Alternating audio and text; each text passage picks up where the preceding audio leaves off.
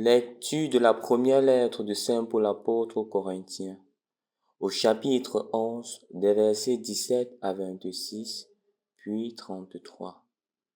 Frères, puisque j'en suis à vous faire des recommandations, je ne vous félicite pas pour vos réunions. Elles vous font plus de mal que de bien. Tout d'abord, quand votre Église se réunit, j'entends dire que parmi vous, il existe des divisions.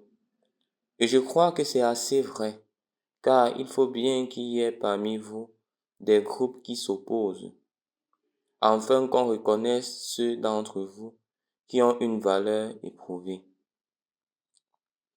Donc lorsque vous vous réunissez tous ensemble, ce n'est plus le repas du Seigneur que vous prenez. En effet, chacun se précipite pour prendre son propre repas, et l'un reste affamé, tandis que l'autre a trop bu. N'avez-vous donc pas de maison pour manger et pour boire?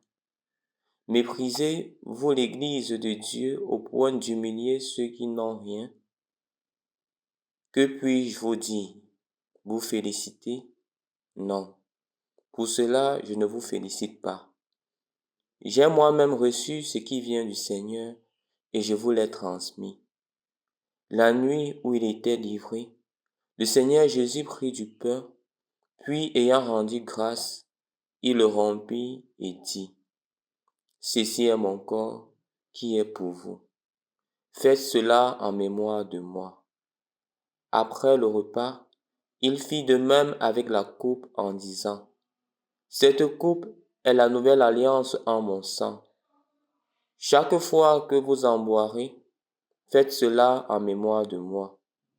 Ainsi donc, chaque fois que vous mangez ce pain et que vous buvez cette coupe, vous proclamez la mort du Seigneur jusqu'à ce qu'il vienne. Mes frères, quand vous vous réunissez pour ce repas, attendez-vous les uns les autres. Au nom du Père et du Fils et du Saint-Esprit. Amen. Bonne fête de Saint Corneille et de Saint Cyprien. Je souhaite à tous ceux qui portent ce nom d'être des Corneilles et des Cypriens d'aujourd'hui à travers le zèle pour l'annonce de l'Évangile et à travers spécialement l'humilité dans l'accomplissement des tâches qui nous est confiées au quotidien. En effet, chers frères et sœurs dans le Christ, la première lecture d'aujourd'hui nous présente justement le sacrilège qui avait lieu dans la première communauté chrétienne parlant du sacrement de l'Eucharistie. En effet, dans la célébration eucharistique, ce n'était pas comme de nos jours. De nos jours, les hosties sont là, le vin est là, tout est consacré et après, tout est mis à la disposition de l'assemblée. Dans les premières communautés chrétiennes, chacun venait de chez soi avec le repas et c'était justement le repas qui était béni comme au temps de Jésus, comme lui-même à table. Il a béni le repas, il a dit « ceci est mon corps, ceci est mon sang ». C'était ce qui était fait. Mais le problème, c'était que les gens ne se rendaient pas compte que le corps du Christ n'est pas un corps pour soi, c'est toujours un corps donné. Et les personnes arrivaient avec de la nourriture en grande quantité, avec de la boisson en grande quantité. Ils mangeaient suffisamment, ils buvaient suffisamment. Et il y avait des personnes à côté d'eux qui n'avaient rien, qui mouraient de faim. Et c'est donc pour cela que Paul dit que je le dis pour votre honte. Vous n'avez pas encore pris conscience que le corps de Jésus qui se donne pour les autres, c'est aussi vous qui vous donnez pour les autres. On ne peut pas recevoir l'Eucharistie, on ne peut pas recevoir Jésus et avoir encore une attitude individualiste.